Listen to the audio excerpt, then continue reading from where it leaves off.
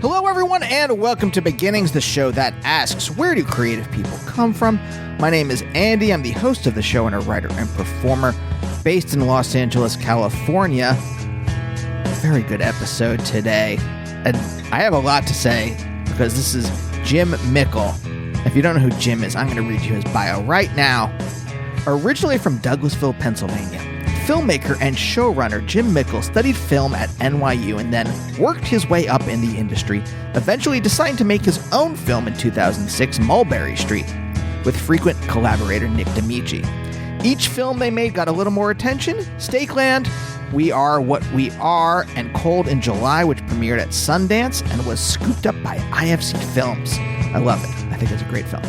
From 2016 to 2018, Jim and D'Amici show-ran the Sundance TV show Happen Leonard. I also really like that show. And most recently, Jim has showrun 3 seasons of the Netflix Jeff Lemire adaptation Sweet Tooth, whose 3rd season debuts today on Netflix, everyone. I've liked a lot of stuff that Jim has done, but very specifically, I remember seeing Cold in July at the IFC Center in New York and just loving every single thing about it. It has a kind of John Carpenter-y soundtrack. The vibe is great. The performance is wonderful. It's emotionally grounded. Looks beautiful. Very much worth your time.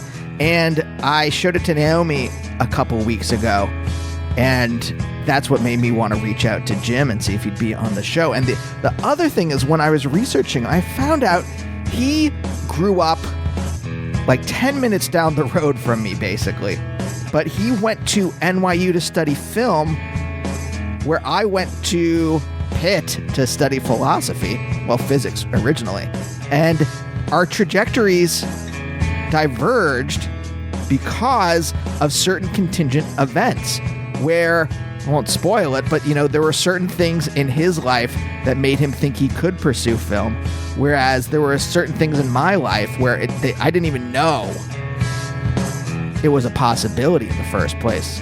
And so by the time I find at Pitt, I started a band with my friend Kyle, and it was the most meaningful thing that I had done in my life up to that point, and really put me on the path to want to start making things that would eventually come to fruition, moving to New York in, my late 20s, eventually figuring out I wanted to write TV, and then eventually figuring out 2 decades after Jim, we're the same age, I think, that I also wanted to write film. I didn't get hired to write my first film until 2021. I think that, and it was in that process of writing that film that I'm like, oh, right, this was one of the original feelings I have connection I had to art, was a lot of like indie film that I had seen in the 90s. So it was just fascinating to talk to Jim, and as you hear in this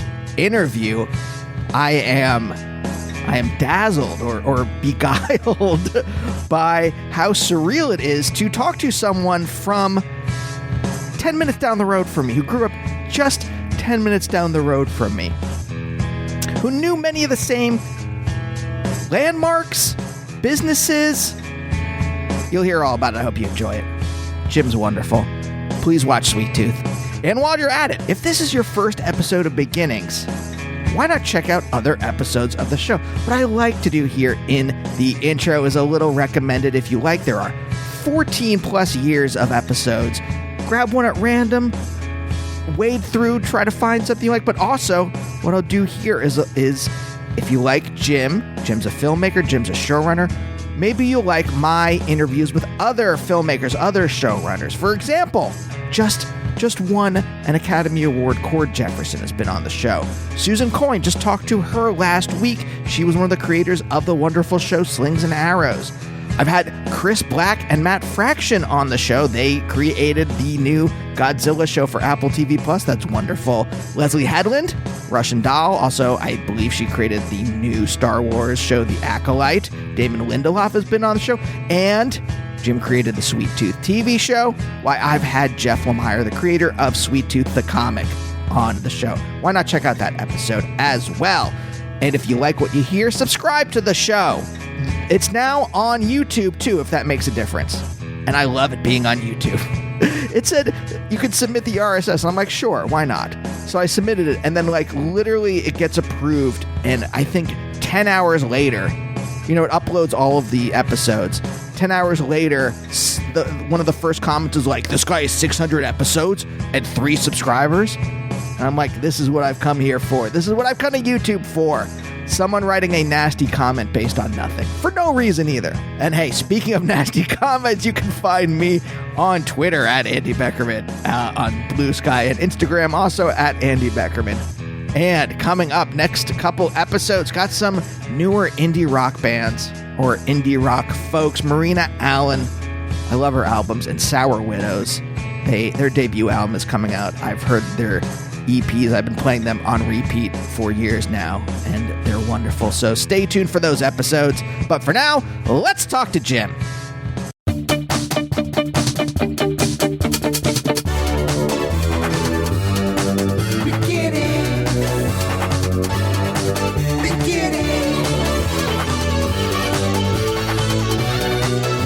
We were born the same year, same state, and we had I've been thinking about this a lot lately, thinking about in relation to boomers and Gen X and Gen Z. Like, we had 20 years of like relative, like, things are fine. Right. Are we Gen X?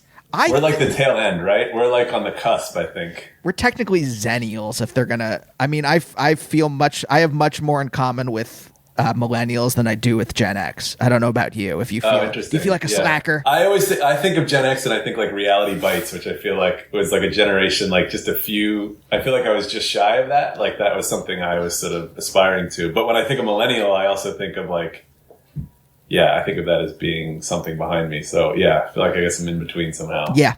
We have a little bit of. Like, my favorite band's Pavement. And so, like, there's a little bit of slacker feeling there, but I have the political awareness of the millennial set. So yeah, that's good. So I have the awareness and then just the inability to do anything. Yeah, right. Yeah, that's the millennial part. Yeah. So Pennsylvania? Yeah. So, okay. So, look. Fan of your work, just so we're clear. Yeah. This is not Thank you. a neutral. I've seen Cold in July many times. Okay, so cool. But what I love to talk to other Pennsylvania folks on this. I'm from Reading, just down the road from where you. Yeah, holy shit. Yeah. Born, at least. I mean, when I tell people where I was born at Pottstown at the Pottstown Hospital. When I tell people where I'm from, because most people don't know, it's actually Douglasville, which is even kind of smaller, but most people don't know Douglasville, most people don't know Pottstown. So I'll throw out Reading and I'll probably get like 50-50, and most people will know from the outlets. And then they'll start to go, and then I'll be like, well, I'm actually not from Reading. Reading is actually still pretty far away from like Pottstown, Douglasville area. But that's cool. You don't meet many folks from there. So isn't there like a doll museum? I just remember, I went to Temple for grad school, and I just remember driving. My dad picking me up and coming back to Reading a bunch, and always seeing like a sign for a doll museum near Douglasville. I've never been to it, but I know what you're talking about. Yeah, I know exactly what you're talking about. Oh, that's cool. So wait, where did you go to high school? Exeter Senior High School. No way. I went to Daniel Boone. No way. Okay. Holy shit. Yeah, and I worked at that Fox movie theater at like the Exton Plaza that was off like 422.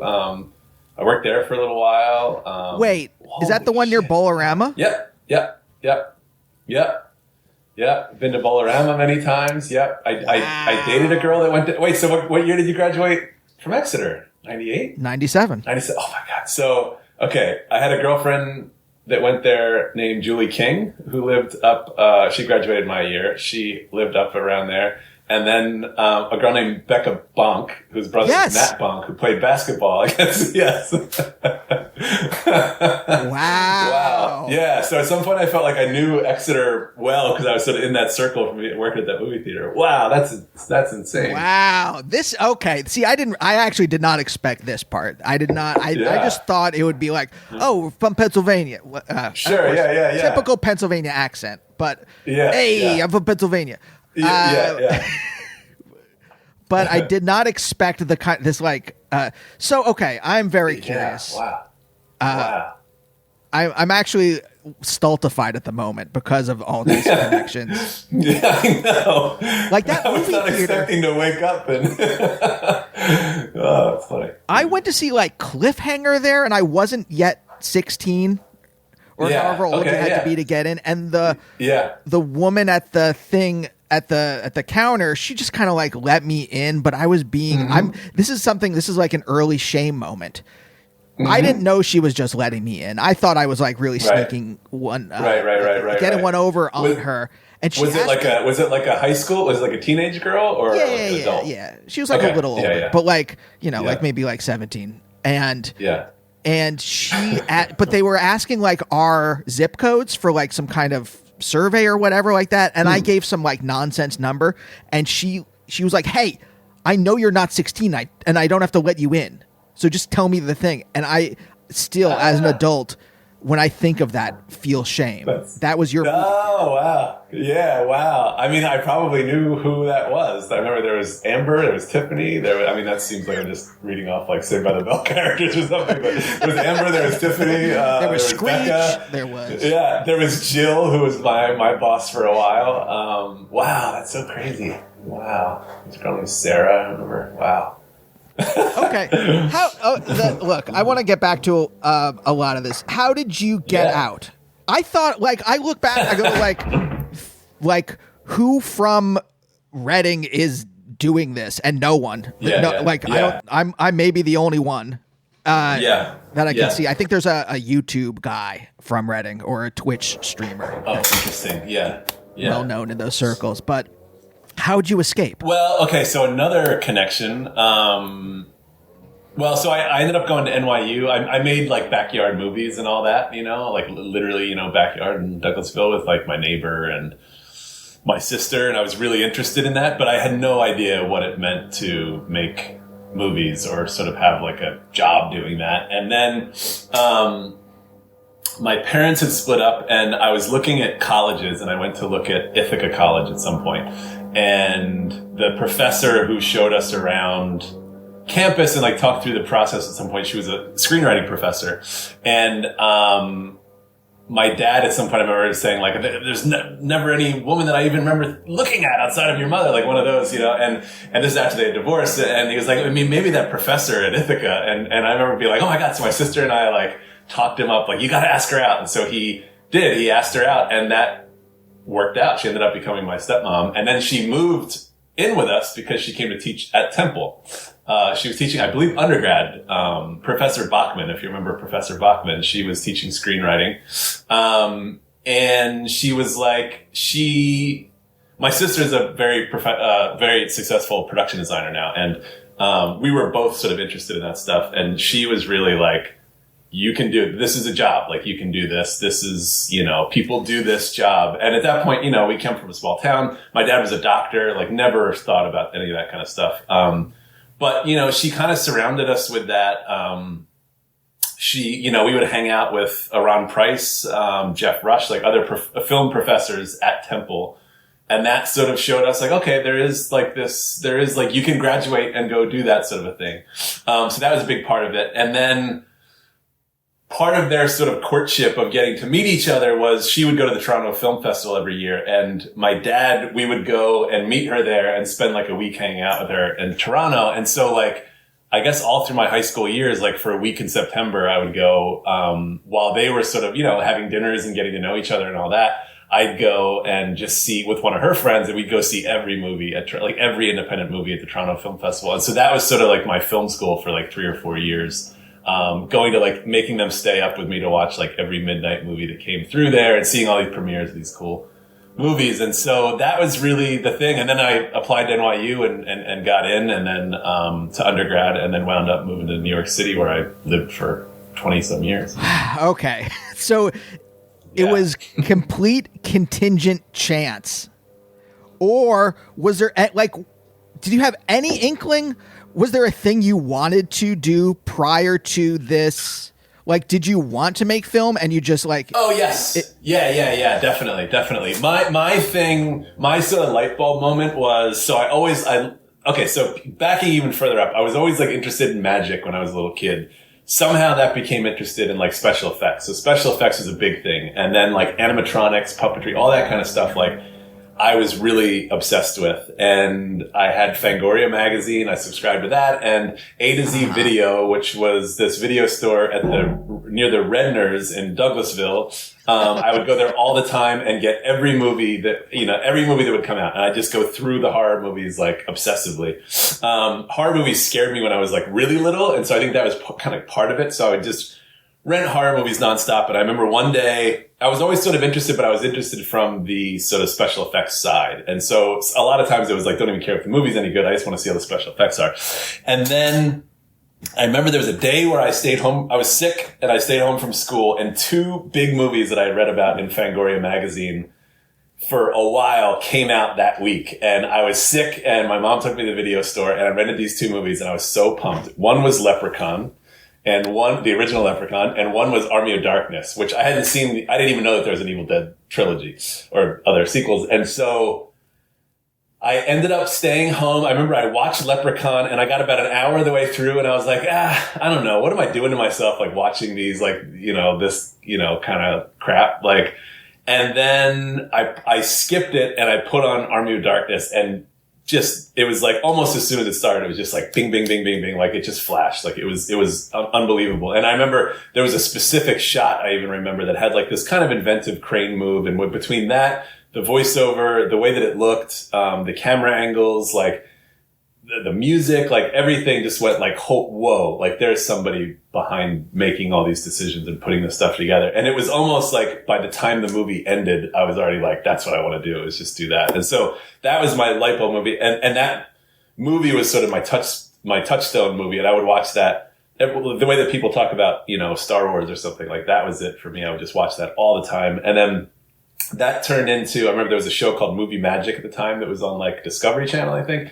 And they would talk to makeup artists, special effects artists. And I remember there was like one episode that was all about like, morphing technology and this beginning of the CG stuff. And it was getting into like, the liquid technology and the Abyss and Terminator when he goes through the jail bars. So stuff like that. And they did a whole segment with K&B effects, and Army of Darkness. And so I sort of just went down the rabbit hole and just learned about movies kind of through that. Like that was the touchstone. From there, it became, okay, well, Sam Raimi, it was just the beginning of internet. So I was just starting to have like AOL and looking at stuff. Mm-hmm. I remember going to my library at the high school, and there was maybe Do you remember like your AOL? magazines. Do you remember your screen name? I think it was Mickle 5050, I think. That was my number in basketball.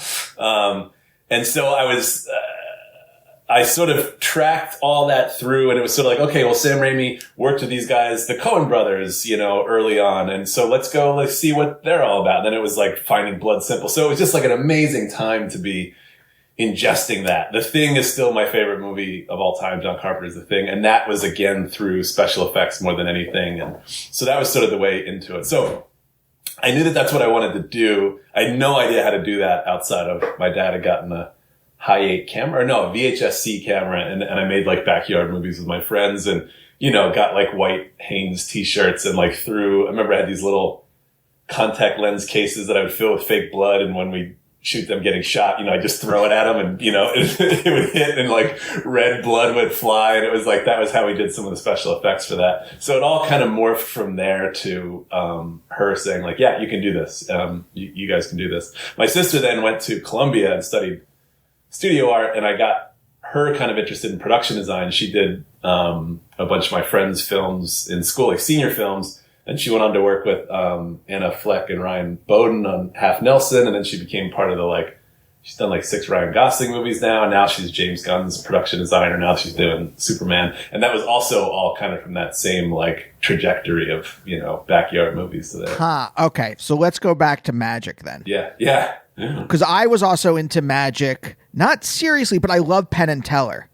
I loved because it's so interesting, because I'm like, okay, we have similar backgrounds. I'm like, where do we go off in separate directions? Because I didn't think I could do it. I didn't think it was a job. I knew obviously people made these things, and I knew like directors and stuff like that, but it just didn't.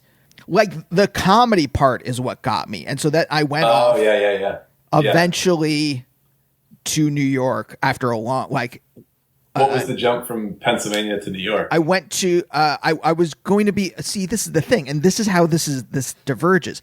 I was trapped by my parents' desires for me, which were to be, something stable. At the very least, something stable. Yeah. Right? Yeah. They just wanted me to have health insurance and a retirement fund, a 401k. Yeah. Which I didn't have up until I started being a TV writer. Like, there was no like right. Yeah. So I the thing that they did want, I mean, it's not stable, but like the thing they did want for me, I didn't have until now. But like, their desires weighed me down, but not totally. So like I triangulated between what they wanted for me and what I wanted, which was to do this. And I became a philosophy professor. Wow. Where? At Temple. Oh, And I taught at a bunch of the, like, on the R5 or whatever it's called now, the Paoli line. There's like a small college at every stop, and you can get adjuncting jobs at each of them. So you would just like travel, teach at one, go to the next one every day. And you could cobble together a very, very thin living doing that. But eventually it was just like, I didn't like it enough, and I had to like either be miserable for the rest of my life or push their desires off my back and move to New York and go do UCB and stuff like that. But but like, that's really what it was. And I'm not comparing us really, but I'm just like, it's so interesting to see someone from my neck of the woods and like how the paths diverge necessarily. I know. Or not necessarily. But I was into Penn and Teller. So this is the thing. The comedy part of this is what really interested me. Like, how did you get into magic in the first place? I feel like my dad or my grandfather had like a book of magic tricks, one of those kind of things, and I think it started probably from there. I remember seeing some like magic shows when I was a kid and being really taken by that. I had a lot of like hobbies when I was, I guess maybe that just means I was like interested or curious or something, but I would bounce around between like different things that I was interested in. And I remember magic was one of them. I just remember I had like a box that had some like, handkerchiefs and some of the like early tricks and the little puff balls and stuff like that. And card tricks and stuff. So I think I was probably doing that kind of thing. I don't know at what point that jumped. I mean, it was probably that show, Movie Magic, that was probably like, oh, there's this, there's this other thing that's kind of tangential to that in a way. It's interesting. I just went to Magic Castle out here for the first time ever, and I was completely blown away. The whole craft of magic. I mean, the sort of the charm of it being a thing that, like comedy in a lot of, well, even comedy does, but like, movies and television, it's like, it's a thing that you can do live, you can do theater, but it like more and more it becomes a thing that you do and you go and you watch it on a screen. Or of course now it's something that you stream, or even more, it's something that you're watching on YouTube or TikTok and that kind of a thing. And it just struck me of like magic is this thing that actually can't exist on those formats, because it's so easy to trick around stuff with cameras. But like when you're actually in the presence of somebody that's doing these things and you're able to look, it was like one of those cool things. You're like, wow, what an old craft, what an interesting craft. So anyway, I went to that and it sort of fired off like all these memories of being a kid and being into that stuff and sort of falling in love with that. So it's still there, whatever that was. Did you try to be a magician? Like, you had the tricks, but did you ever like go perform somewhere? Was that anything you were interested in? No, I was probably like, I don't know, 9, 10, and that was starting to phase out and starting to get into the other stuff. So no, I mean, I probably put on stuff for like my family and stuff like that. But that's about it. How'd your family end up in Pottstown? That's a good question. So my dad kind of grew up closer to Philadelphia. And then he and my mom, they met each other at a hospital, like a residency at a hospital. And then I don't know what ended up having them settle there. They were originally further out, like Western Pennsylvania, I think. And then at some point they just sort of settled, it was a town to settle in that was going to wind up being, give them what they wanted, which is a bit of community and sort of being out in the middle of nowhere.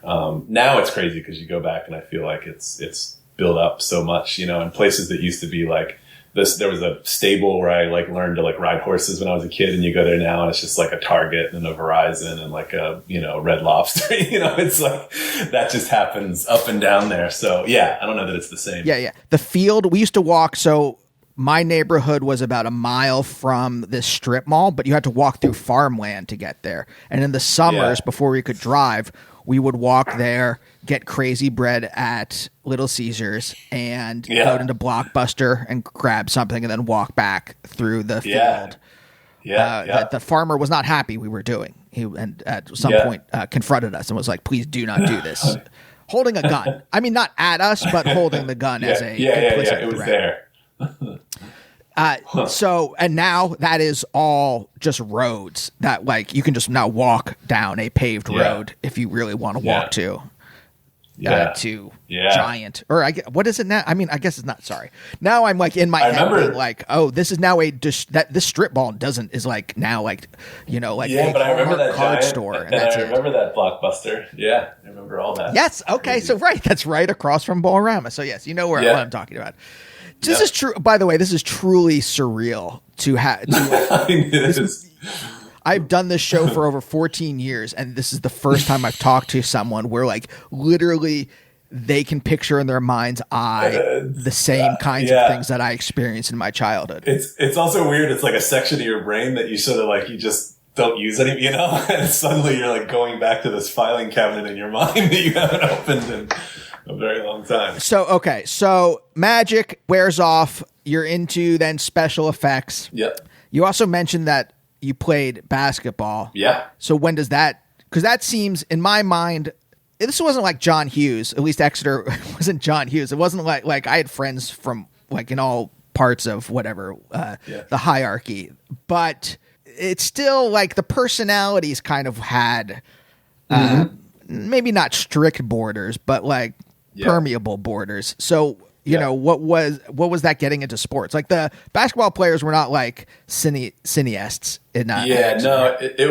was a definite, that was definitely something that, when I look back, I'm not quite sure how that fits into the mold. It's something that's helped me tremendously, I think, going forward. But so my dad had played basketball. I played basketball since I was, since I could hold a ball, really. And then that was all through high school. I played against Kobe Bryant in high school, weirdly, because he, went to Lower Merion. They played us one year. My first game on the varsity team, I was a sophomore and he was a senior. And they came and played us in like some part of some like Thanksgiving tournament, I think.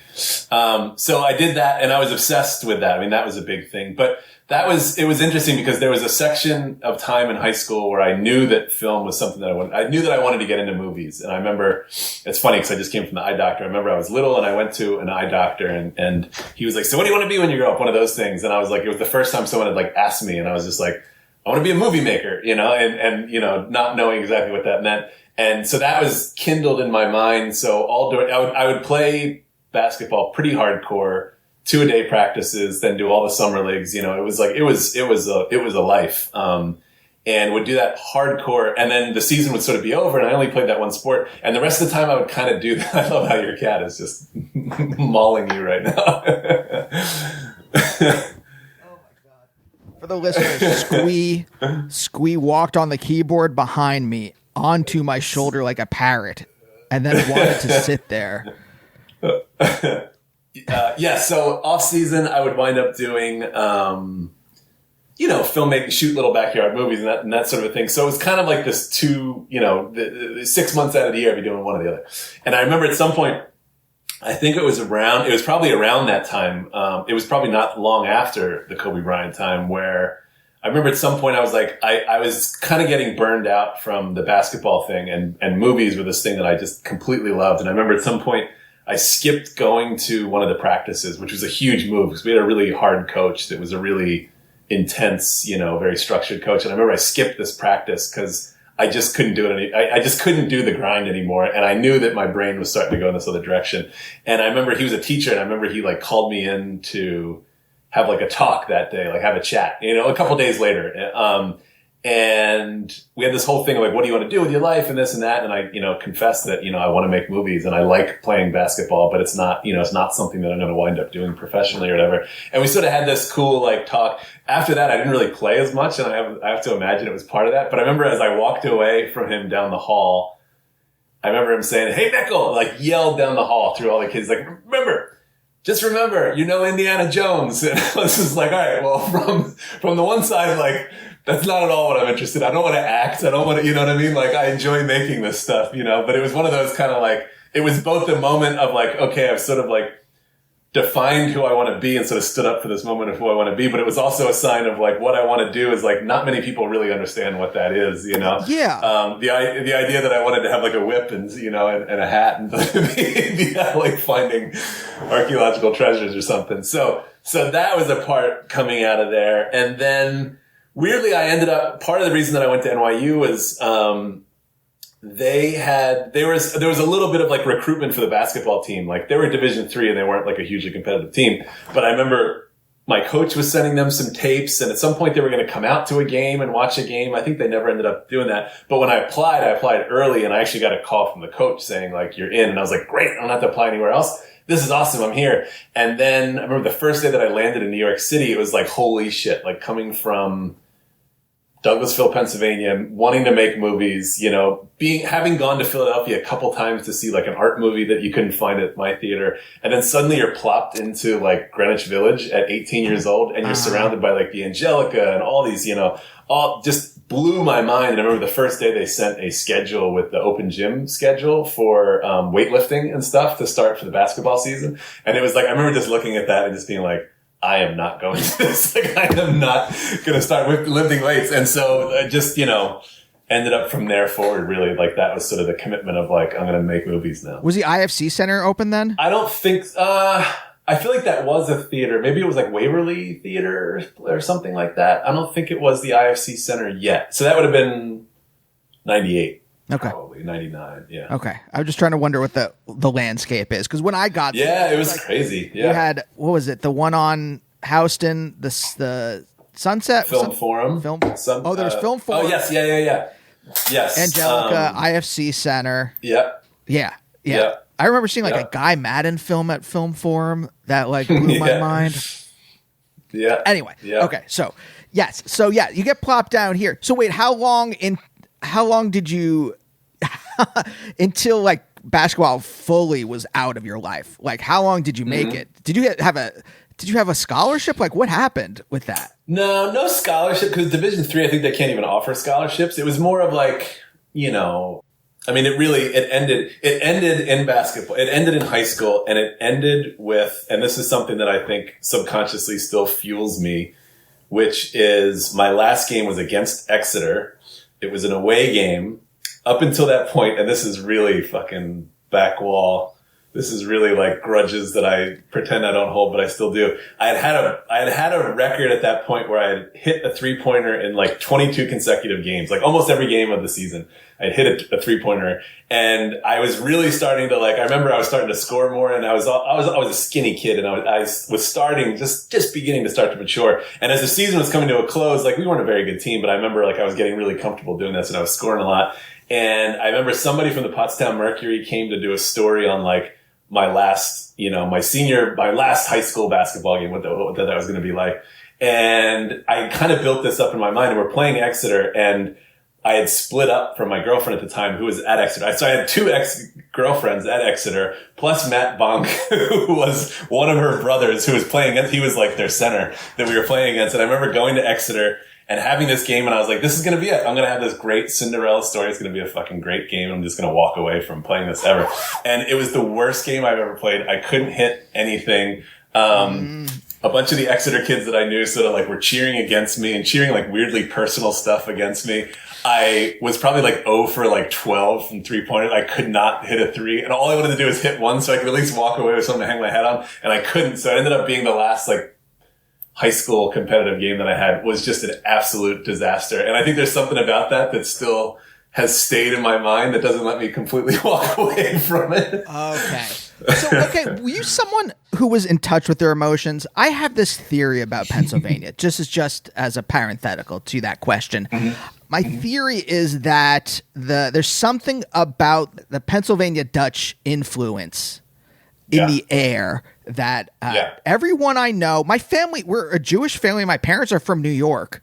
And I describe them as waspy Jews. Like, there is something about Pennsylvania that I think like makes you emotionally unaware. But you seem like someone, I don't know if that's now like therapy or life or whatever, but like, were you in touch with your emotions when you were younger? No, I wasn't. I mean, I think that's something that just life, and growing up and living a lot of different places and having a wonderful partner and no, I don't think I was. And I still sense that, one thing I think we don't hit our T's when we enunciate, that's a thing that for a while thought like, I for a while thought like, oh, is this something like mechanically that I can't do until I made In the Shadow of the Moon, which had a lot of like Philadelphia accent stuff. Right. And then studying what they were doing, it was like, oh, that's just people around me never hit their T's. So, that's one thing. But yeah, I think there's like, it's a little bit of that Midwestern thing, but I think there is a little bit of that. There's like an indirectness to something that, you don't get as much in Philadelphia, but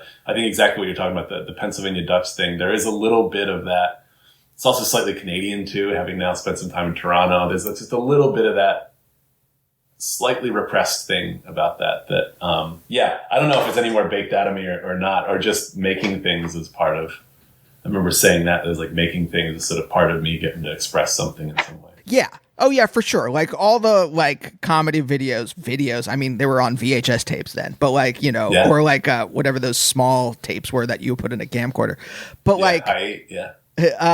but like making all that stuff was an expression, but like talking about like whatever was inside just stayed inside. And I'm kind of curious why I ask this is because it seems like having an existential desire for yourself is a big step, especially in a place that doesn't have direct lines to, again, I didn't know how this was. If I'd known what this was, I would have gone to Harvard. I mean, if I could have gotten in, I don't know. I was a good student, but like I would have gone to Harvard or something like that. And then just like pipelined into a Simpsons writer's room or something like that. Right. Yeah. But I didn't know any of this stuff and I couldn't even say out loud what I really wanted. And I'm kind of curious how you were able to do that, knowing that the emotional repression was, the cloud was around you as well. Yeah. I think I can't give enough credit to my stepmom, Cynthia. Like that was her coming in and, she had, gone to Ivy League colleges and she was sort of surrounded by like very academic. She had a life of being an academic. She was a writer also. So there was like freelance writing in there. She was friends with writers. She was friends with artists. She was friends with film people. She was friends with professors. And, through all that, we got to sort of my sister and I got to brush elbows with a lot of those people. And so there was the part of life, which was playing basketball and hanging out, at the Birdsboro Y and, the Maple Springs pool and all that kind of stuff. Part of that was that and going to the mall. And then I think part of that was, being around that environment and being comfortable with it. And I often think about like my dad was also incredibly, incredibly encouraging. And I remember they came to visit me on one of the first movie sets that I worked on. Nothing that I was directing, but I was like a storyboard artist and like a PA. And I remember they came and visited.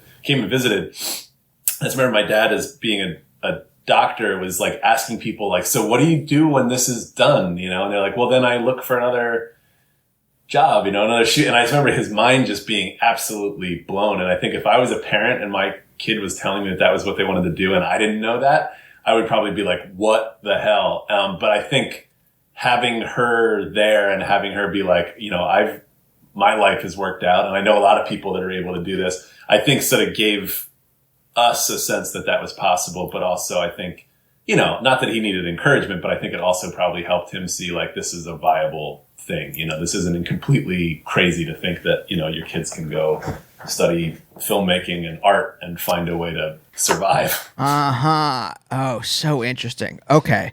Was your mom a doctor too? No, she was occupational therapist, and then she raised my sister and I as like some weird teenagers and all that. But they met through that. Yeah. Okay, so they met through that.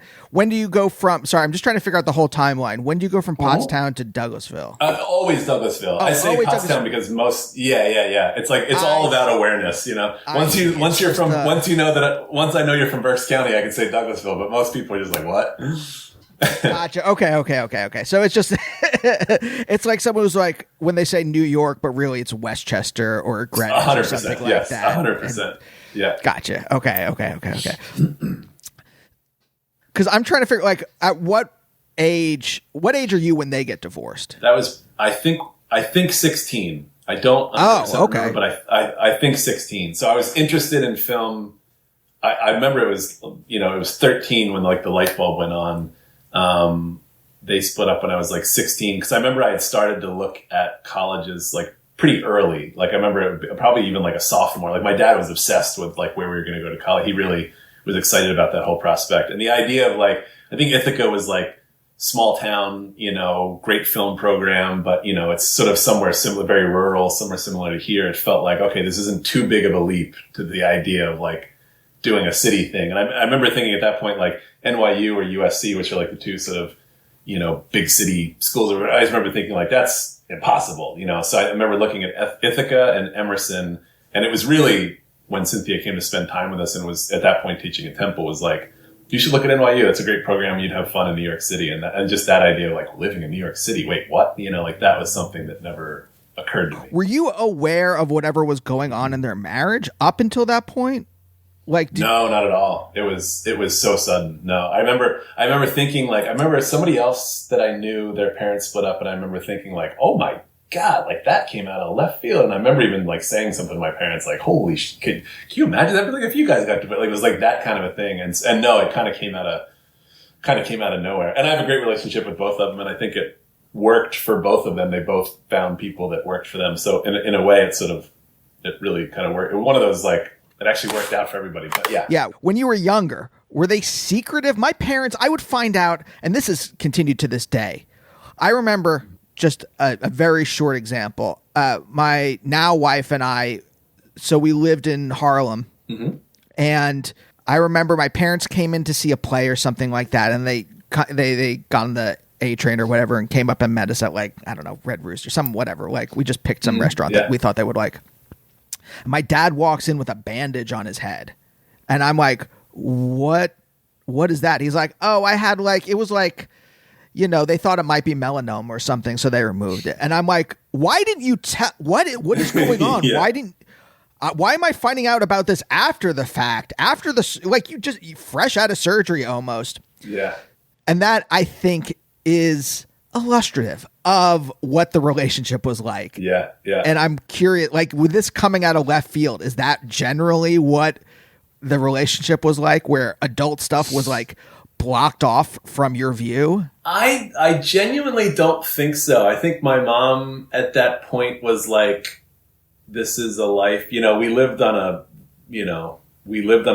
farm, like a non-operational farm, but it was like 40 acres of farmland somewhere, and it was like a lot to take care of. It was a lot to take care of. And at that point, I think we had gotten to that point where it was like, when you're younger, your parents are just like your taxi drivers, so they were driving us around, 4 times a day, practices on weekend, so that was like, so she had spent her life, I think, being like a taxi driver for us. And I think got to that point where it was like, oh, we can drive, we have independence, so it was sort of like it was a moment of like I don't know if this is right for me anymore. So I think it was very like out of the blue for everybody, even for her probably at that point. So I don't think it was something where it was like, wow, there's a lot of shit going on and we just sort of never found out. It was fairly sudden. Yeah. Yeah. So it was epiphany for, this is so Pennsylvania. Yeah. So it's just like, suddenly she has a moment to reflect and is like, oh, I don't think this is right. Just in that one moment. Yeah. And it could have been going on for a lot longer, inside, but from the surface level was that, which, it is indicative of where we're from. Okay. So what is the, like, sorry, I'm just trying to like get the step by, because what I'm really interested in is the step by step of this all. Yeah. Divorce, she moves out from what I remember reading about, right? Yep. Are you feeling this stuff at the time, or is this still like buried? Are you still like pushing this stuff down? At the time? Yeah. You mean? I don't know, because it was a lot of change all at once. I genuinely don't know that answer, and I found myself wondering that, recently, when you get to the point where you're like, whoa, that isn't a thing that just happened a couple months ago, but now it's 20 some years or whatever that is.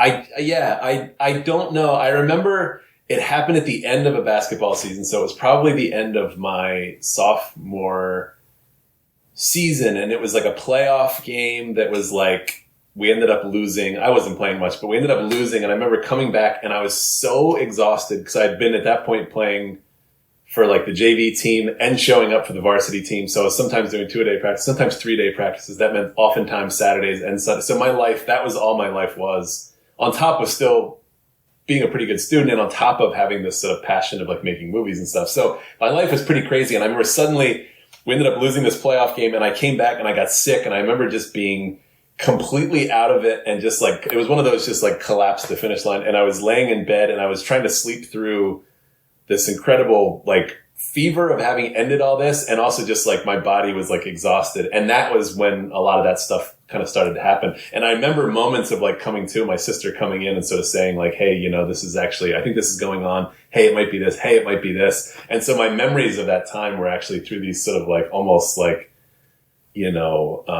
fever dream kind of moments of sort of learning all this.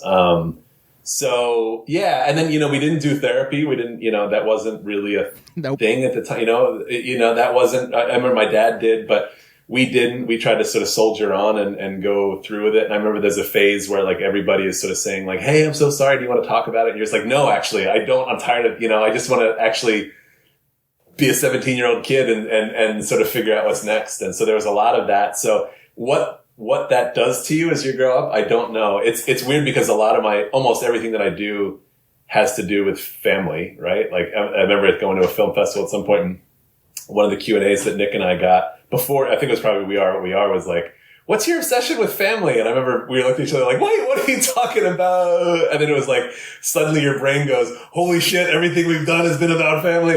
And the fact that even Sweet Tooth is like, all about a kid going to look for his mom. Like none of that stuff is lost on me. And so I wonder how strong those connections are. They're probably a lot stronger than I think. Okay. Cause like divorce to me is something that to me, that's like the Ice Storm generation. The people that are like maybe 10 years older than us was like their parents kind of like losing it in the 70s.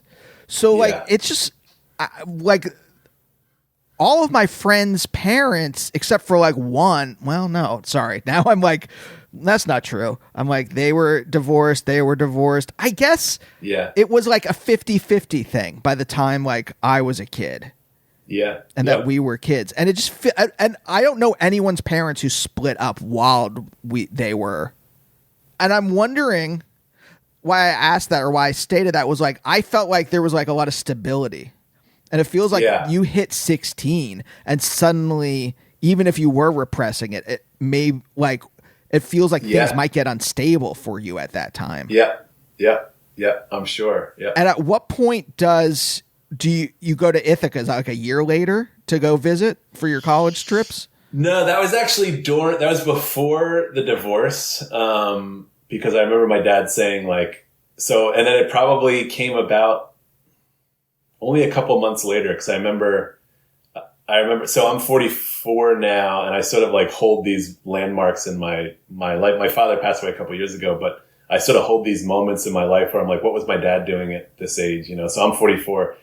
I remember 46 is like, for some reason, that's a key age for me, or number for me. But I remember like 46 was that. So I was 16 because he's 30. Sorry. So yeah. So 46. So my parents were together. We went to Ithaca. I remember we met Cynthia, and it was a couple months later probably that my parents had split up. Because I remember after that, my sister and I being like, Dad, you gotta, he was just like, I'll never be with anyone else. And we were like, no, Dad, come on, you're 46, and I remember that was when he was like, well, the only woman that I even remember even like looking at, all this time, in that sort of very Pennsylvania way was, that professor from Ithaca. So it must have been a couple months because it wasn't like it was years later. It was like, I remember it was enough that I was like, oh yeah, I remember her. She was cool. So it was like that. And then, I remember him going, he called and asked her assistant if she was seeing anyone. And she said, well, she's actually in the middle of a breakup right now. And he kind of asked her out on a date. And at that point it was, driving from Pennsylvania up to Ithaca was, 5, 6, maybe even more hours. And, he got in his truck and got dressed up. My sister and I like got him like as teenagers, like got him ready and like cheered him on and we're like, you can do it, Dad, and then he like took off and drove off. And so he was 46 at that point, which I often think like, would I be able to do that in 2 years? Would I be able to have that courage? I don't know. Yeah. Okay. So like, it's just interesting so it wasn't even like, oh, you had a couple years to kind of get used to it. It was like moment of instability. And then suddenly, months and months later, Cynthia's in your life. And now you've got this entree into the film world. Yeah. And film was always an interesting thing at that point. That was always something I was super interested in. But at that point, it was becoming like more and more concrete at that point, Yeah. And she became a huge presence in our life very quickly because, I believe at the time, she was coming to, I forget the exact order, but that was when she started to teach at Temple. And so it was like, she was commuting every day from our place to Temple. So, yeah. Do you remember the first film you made, like as a child? Yeah. It was on Super 8. How old would I have been then? I mean, that might have been like 5th grade or something, It was Super 8 film. It was called Tools, and it was like stop motion animation of like my dad's tools from like the greenhouse I brought up, and they sort of, had them like march across and be like little characters and like, they attack a farmer and all that. And I did that on Super 8, like frame by frame stop motion.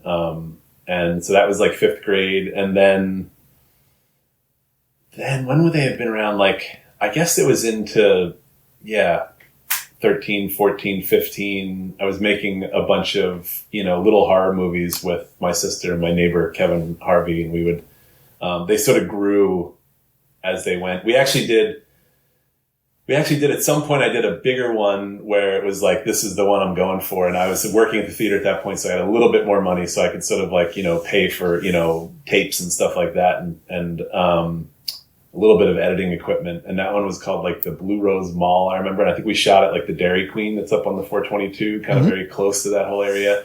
We shot at a bunch of little spots like that. And that was the first time I was actually like going out and like location shooting. Did you? Okay. What was editing like? I remember, so my Latin teacher was amazing and we had to do a project every year and it could be anything. And I remember one year we remade Ghostbusters in Latin. And then the next year we remade the Three Amigos in Latin. And it was like ancient, I remember there was like near the Berkshire Mall, we cobbled together enough money to to have a professional help us work on some of the stuff. But most of it was just 2 VCRs together and then editing like that. Is that what it was like for you? Yeah, 100%. I mean, the first bunch that I did was editing in camera, not even knowing that there was an editing phase, it would be like, here, we get this shot. I remember there was a moment that sort of clicked for me making one of those movies where I think it was my sister threw a bat, like a wiffle ball bat, and it was like a shot of her throwing it, and then it cut, and then I shot the other side, and I just hit go, and I tossed it, and my friend Kevin caught it. And I remember when you played those two things back, the timing of how it left her hand and the fact that the bat was almost in the same position so that when it cut to the other side and it caught, I just remember being like, oh my God, whoa, I completed the illusion of that being thrown and caught in a way that was the closest I came to really understanding what editing was. But yeah, so it was all tape to tape. And then at that point, I also started working we had a announcement club at high school and I would film those. So that was our closest to an AV club, and they had a camera and I would shoot that. And I would do a little bit of editing. So if it was like, okay, we're going to film that and then we're going to cut to something. So there was a little bit of tape to tape back and forth. And then I remember at some point I worked up enough money. I remember at the time it was like $400 and I remember earning it from working at the theater. That was like a video mixer. I forget what it was called. It was like the Videotronic something, but it was something that was in like Video Maker magazine. And it was something where you could like crossfade back and forth and you could do really basic like wipes and stuff like that. And that thing stayed with me all through high school. I remember through college. And then at some point, I remember when I desperately needed money in college, I remember selling it to somebody on eBay. But that was that was the understanding of technology and how that grew. I also came, you're the same age. So it was like, I remember at NYU, the sound class was like, I was the last semester before they got Pro Tools. So it was always like, learning editing. I remember we would do the sound class and you were like half of the class was just threading up all the reel-to-reel magnetic tape machines, literally like your class would be like 75% of that was just us doing that. And then you'd quickly learn a little bit. And in the corner were like these like Pro Tools stations, like shrink wrapped, like ready for the next semester. And so I feel like I sort of just missed all that in a good way. I feel like I got the best of both worlds, really. Right. Do you learn how to like cut film and all that kind of stuff? Yeah. Yeah. It sticks with you. Yeah. Okay. Talking to you there's like a nostalgic fog in the room. And I'm like trying to clear it away. Yeah. Because I am like, by the time you get to NYU, do you think your path is solidified? Like, are you like, okay, this is definitely what I'm doing. I know what I'm doing. And I know where to go. I don't know where to go, but I know this is what I'm doing. Looking back, I think there's a real lack of awareness of like what the world is outside of there afterwards, because then that became a real stumbling block, was like graduating, trying to figure out like, now what, and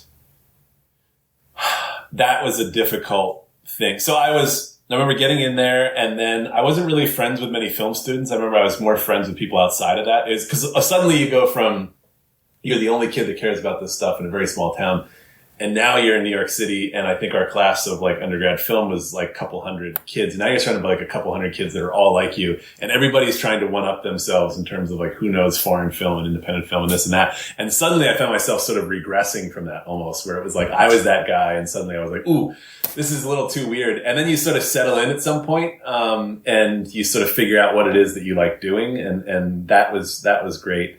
I was really lucky that I always drew and I made comic books and stuff like that. And so I took a class on like storyboarding, which was big my freshman year, because the freshman year you don't really do much hands-on. It's a lot of theory. And I think part of that is sort of like weeding out the people that are just like, I'm going to go to college because I like movies. You sort of weed them out and you get to like the people that are really into this. And so the one thing I did that was somewhat hands-on was I took the storyboarding class, and then afterwards, the professor was really cool, and he put me up for an independent film job as a storyboard artist. And I went and I spent my summer after my freshman year in Arkansas working on this independent film where I showed up. They paid me $300 a week. And I remember when they told me what I was going to make, I remember just being like, oh my God, like I hit the freaking jackpot. I'm going to get out of here before they can tell me that, they're going to pay me less. Cause I remember $300 a week. Oh my God. So that was my job after freshman year, and being on a movie set and being surrounded by that, and especially for like the first month or two, it was just me and the DP and the producers and the director, and just going location scouting, like that whole process and seeing what that was like on the ground. Like that was my film school in a way. And it was also my first exposure to being in a crew and like what that was, and what, freelance, independent film crew, like seeing like, oh, this is what is waiting for you when you get out of film school. And then you come back to film school and you'd sort of still be in this like very academic, like, we're making a film and now you guys are going to go on and do this. I remember at our graduation, Marcia Gay Harden spoke at our graduation, and I remember her saying something like, parents, like, now you let your children go free and spread their wings, and I think there's this sense when you get out of there that, now you just go on and you're going to go make a film because that's what you specialized in. And so that was the next big like reality check for me, was like getting out of school and be like, oh no, you're going to have to figure out what it is that you do that, will pay the bills or now that you don't have college, is that sort of safety net. We're right at the end. I have two questions. Mm-hmm. One, I want to find out what, I'm going to say this before I forget it. I want to find out what was that next step. But before that, you were there in New York at the tail end of all this indie cinema, like Hal Hartley, all of his films. And were you witnessing that stuff? Were you going to see all that kind of stuff? Yes, absolutely. So Hal Hartley, I had a Hal Hartley movie poster on my wall. He was one of the ones that I really fell in love with film through his work. Yeah, me too. Now I've gotten to work with Bill Sage a bunch. And I was thinking about love him. And so I've gotten to one of the honors of my life was they did the Museum of Moving Pictures in Queens did a double feature of We Are What We Are and I believe Simple Men right after that, and it was just holy shit, that blew my mind because that was one of the movies that I probably had a poster of on my wall. So Hal Hartley was a biggie. Larry Fessenden was another huge one, especially being a horror fan. So I worked at Kim's Video in St. Mark's Place for a long time. Wow. And I met him in there one time, and Michael Almereyda. I remember him coming in there. He would rent movies from us all the time, and he was a New York indie film scene guy. So that was very much a big part of it. Okay, then last question. What was you graduate, you don't know what's going to happen. What are the steps? Because this is the stuff that kind of gets elided.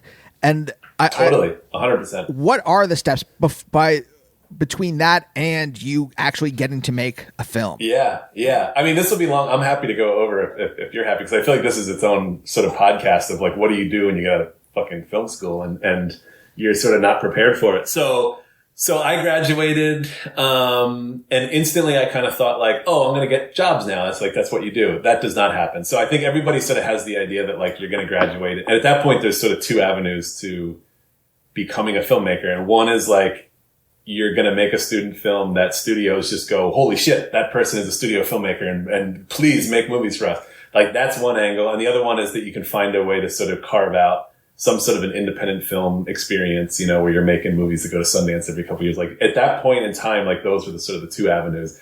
TV writing, those kind of things, I feel like were always there, but not to somebody, I think, in New York in a way. That's probably more the USC side, and definitely much more now with the whole boom of TV. So I got out, and I remember I was a big guy, so I would get volunteer jobs as a grip. So I would grip on short films and grip on student films and that sort of a thing. I was cobbling together sort of existences with that. At some point, a friend of mine, Katie Rodriguez, who now works at Netflix, the animation side, she was getting jobs as a PA on sort of bigger New York movies. And she called me one day, and I ended up I PA'd on Made in Manhattan, that Jennifer Lopez movie back in the day. Spider-Man 2, the Sam Raimi Spider-Man, which was a huge thing for me because growing up on Sam Raimi, and I was only doing the visual effects unit. I ended up doing a couple days on NYPD Blue. So I was doing kind of days on those, and suddenly that was okay, this is at least I can pay rent. This is $100 a day. I can at least can sort of pay rent doing this. But I spent probably a year doing that before falling in with, and I remember to NYU grads, I remember at that point, you come out and there's a cockiness, people, I think there's a cockiness to NYU students that I think the reputation, and I'm sure I had it, but I remember I was working for free on the short film, and I came in as a grip, and I remember showing up, and the gaffer, this guy named Pete McGill, I think he's probably still a gaffer. I love him. He was I walked in and he was hey, you see that bag? That's my tool bag. I need it upstairs, the third floor of this house that we were shooting in. And it was the heaviest fucking bag. And I remember picking this bag up, and it was one step at a time going up and carrying all this stuff up to the third floor. And I get there and I drop it down. I'm oh, okay, what do you need out of the bag? And he's oh, nothing. I just, you went to NYU, right? I was yeah. He's I didn't. You just carried my bag up a flight of stairs just for nothing. Just wanted you to know. I was okay. So there was a lot of that kind of coming out. So I ended up getting in on a crew working with Pete and a couple other guys, doing grip and electric work. And, I was best boy grip for a while. I did that for about a year or two. I worked on Transamerica, the Felicity Huffman movie, where I met my current we've been together for 20 years. She's my wife, but we're not married. She was a producer on that, and I was best boy grip on that. And it sort of started as like a set romance, out on location. And now she's my producing partner, and we do everything together. That's Linda Moran. We've done literally all my stuff together, but she had also been doing stuff before I did. And so I did that grip work for a while. And then at some point I was like, I'm never going to make it if I'm on set 18 hours a day and doing 6-day weeks on independent films. I was really frustrated because there's this thing, especially at the time in like New York independent film, where like the director is always the least experienced person on set. And it's usually somebody that comes from money and happened to cobble money together to do like $1 million independent film. And I was just so frustrated being like, fuck this, like I kind of know what I'm doing. I went to school for this. So at that point I started putting myself forward as an editor because I had done some of that editing stuff. I had a Mac G5, I remember, in Final Cut Pro. And so I started putting myself forward for that. And I started getting editing work, which is like, okay, now I don't need to be on set all this time. I can actually do this, which maybe will leave me time to work on other stuff. But I was pretty burnt out at that point. And then the road to my first movie was a friend of mine. A friend of mine was an actor who had some equipment and was like, I'm going to go out into the country with my friends and we're just going to make a movie this weekend. I remember being like, wait, what? And it was me and a couple other people. And we went up, I think it was in Rhode Island somewhere. And we spent a weekend there and they kind of made the movie up as they went along. It was a group of actors and stage lighting people. And it was this kind of great, almost like commune-like experience where we made this movie. They acted in it. Somebody on the crew would make food that night and we'd eat, potluck style, and talk about what we're going to film the next day. We'd make up scenes and stuff like that. And I was a gaffer at that point. I didn't really know anything, but I was learning about lighting as I was doing it. And I was like, this is an amazing experience. Like no one is holding anybody back here from just making something. And so I left there. I was so burnt out from working on other people's sets. I was driving back like, what the hell? I've been out of school for a couple of years now. I don't know what the road is to make anything. And I called Nick D'Amici, we had been writing scripts together at that point. He was an actor, made many movies with him and some TV shows. And I called him and he had been in this movie In the Cut, the Jane Campion movie, which was going to be like kind of a breakout role for him. And it kind of wasn't. It wound up being a breakout role for Mark Ruffalo. But so he was sort of at the same point of like, I'm tired of showing up and doing these bit parts on like Law and Order and NYPD Blue. I want to act, I want to write. And I was like, I want to direct, I want to write. So I remember calling him on the way home from that long shoot and saying like, Nick, we need to do something. Like, I can't do this anymore. Like, these guys just did it. They just had a DVX 100 camera. They just came up with something. They just shot it on the spot. Let's just do something. And so we sort of made this pack of like, we're going to shoot something. I remember the date was like August 13th, I think, 2005. August 8th, 2005. I remember we just picked a date that was like 6 months out. We're like, no matter what, on this date, we're going to shoot something, whatever it is. And I remember even kind of looking at each other in the eyes and being like, even if it's you and me and a camera, we're going to shoot fucking something. And at that point I was like, let's write something. But he's a very fast writer. I think by the time I got back, he had already written the first draft of what turned into Mulberry Street. But from there, it was piecing together over the next 6 months, like making what started as a $10,000 movie and finished as a $27,000 movie was our first movie, sort of out of that desperation. Jim, thank you so much for being on the show. Yeah, thank you. This is fun to relive Pennsylvania days. Genuinely surreal. Like I genuinely have a surreal feeling in my head at the moment. So thank you for that. Yeah, thanks, man. This is really fun. This is great. This is really great. And I love listening to, really the last couple of days I've been listening to your stuff, listening to the Jeff one, the Chris Black one, Jeff Lemire, the Chris Black one. Oh, yeah. You've had some really cool guests. Thanks. Yeah, Hal Hartley was on, like, I don't know if it's a good interview, but he was on, like, episode 100 something, like, early on. Oh, really? We went up to, like, his office in, like, Riverside. Oh, cool. Cool, yeah. It was great. He's awesome. They just finished a new one, Yes. That he did, like, a Kickstarter thing. I can't wait. I just talked to Bill yesterday. They wrapped recently. But, yeah, I'm psyched. I'm really excited for it. That was Henry Fool was for me, like this kind of like light bulb moment. Yep. I saw that so when I was going to Toronto all the time, I remember that played at Toronto and I remember meeting him there just as a fan and getting his autograph. And I remember he was there with all the actors that were in his movies, and because he uses a lot of the same people. And I just remember being like, "Oh my God, you were the so and so!" And Amateur was the one that like clicked for me. I love that movie. That clicked for me. Yeah, that was a big one. And Simple Man. Yes. Oh, yes, of course. Awesome. Yeah. Well, thanks again for cool. being on the show. Yeah, great to meet you, man. And we'll see you next time. Bye. Bye, oh, bye, oh, bye, oh, bye, oh, bye, oh, bye.